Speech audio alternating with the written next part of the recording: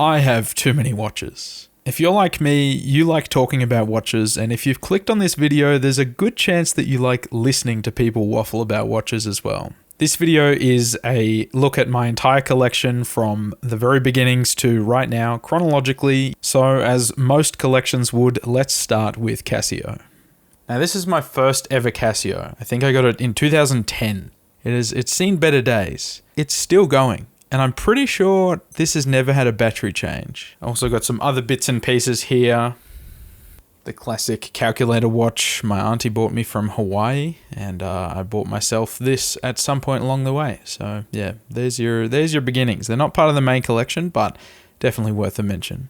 Where I would say the beginnings of the addiction began is on my 18th birthday, and I'm lucky enough that my family bought me this lovely tissot, some kind of French name. It's stunning. It's probably the dressiest piece in my collection, and my first actual watch. So powered by a Powermatic 80 classic tissot, 42 millimeters in diameter, 11.2 millimeters thick, so nice and thin. It's just beautiful. It just fits. I think it fits my wrist really nicely, and I think for a dress piece, 42 millimeters is a bit crazy, but this was a very special gift from my family, and I will certainly treasure it forever.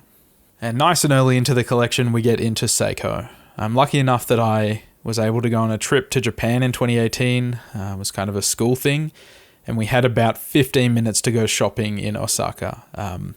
And this is what I ended up picking out. I think by this point, I'd watched some Teddy Baldassarre, TGV, those kind of people. So I knew that Seiko was a good brand. This is a huge watch. This is 44 millimeters, thickness of 12, so it's not too bad, but I don't know. I think I did pretty good for my first purchase for myself. It was about $400 at the time in 2018.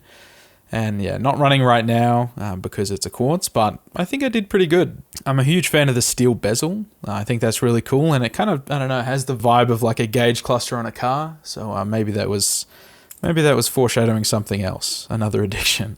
And by that point, I just thoroughly had the Seiko bug. At this point in 2019, when I bought this was just the watch to buy. This is to celebrate getting into engineering university, even though I dropped out not that long after. This was my gift to myself, and what a gift. I've worn this absolutely everywhere, hiking, camping, you name it. This is my beta watch for sure. Obviously, SKX 009, 42 millimeters in diameter, 13 millimeters thick. Got to give it the old Seiko shake to wind it up, but it's just, you cannot beat it. So after a year or so, I had dropped out of engineering university. It wasn't for me. I wanted to do teaching, but I got a job editing video on the side, freelancing. So I decided to celebrate by getting myself none other than the Invicta Pro Diver in this awful gold. I almost took my finger off trying to resize the bracelet. Never ever wear it. It's not part of the main collection, but it is part of my story, so I thought I would share it. Continuing on the train of Seiko, and I promise there will be some non-Seiko watches. This is a Seiko 5 Field style.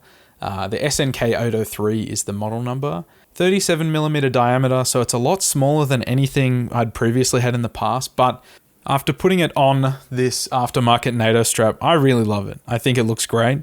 I wasn't a huge fan of the strap that it comes on from the factory, but this was a gift, and if you're watching this, you know who you are. Much love. Really appreciate it.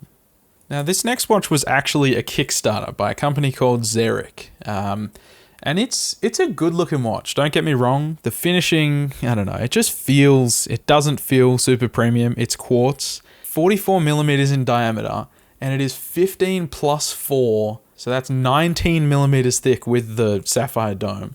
So it is a big watch. All of the little stars and stuff light up in different green and blue looms. So it's a pretty neat watch. Also quartz, which is why it's not running. This watch was also dropped by a good friend of mine. So thanks for that. Now the next watch is another near and dear to my heart. Of course it's a Seiko. If you have any semblance of pattern recognition, there you go. So this was bought for me as a gift from my friends when I moved to Melbourne to kind of follow my career. One of the nicest gifts I think I've ever been bought. I got tricked into You know, I got the classic message, hey, I want to buy a watch from my dad. What should I buy? And of course I sent this, and then that's what I received a couple of weeks later. Fun fact, also broke my ankle while wearing this. So it has some proper battle scars. So there you go.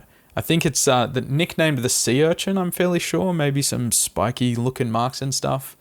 Really not sure why, but I'm pretty sure that's what the community has called this one. It is the SNZ F17, 40 millimeters in diameter, 13 mil thick, Hardlex crystal, classic Seiko, and a 7S36 movement. So just a good watch, potential foreshadowing for what is to come. I got this one in 2020 as a gift, but the next one is another gift for my 21st birthday. And for this one, I watched just about every watch video there was on YouTube. I thought maybe I just didn't have enough Seikos, so decided to get this one. It is the Seiko Presage SPB 167J, 39 millimeter, 11 millimeters thick, with their a bit nicer 6R35 movement. It's just, I'd say like a cheaper Grand Seiko. You get the dial, you get fairly nice finishing. It's just a good looking watch. I really like this watch. I wanted it for a bit of an everyday wear. You can wear it in a polo shirt or dress it up, dress it down, and whatever other watch buzzwords I can use. It's just a really beautiful watch. Thank you to my beautiful family for buying this for my 21st.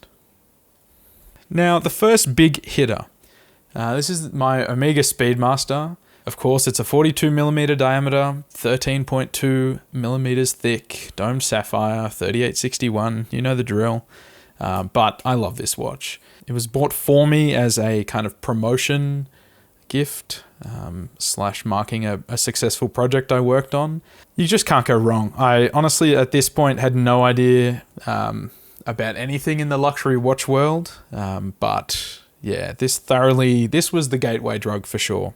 If my first Seiko led to all of this, then this led to what is yet to come in the collection. Now, I promised myself when I got this, obviously I'd never worn a watch that was this expensive before, but if I was going to have this watch and, pass it down to kids one day, this has been absolutely worn, so I will continue to do that.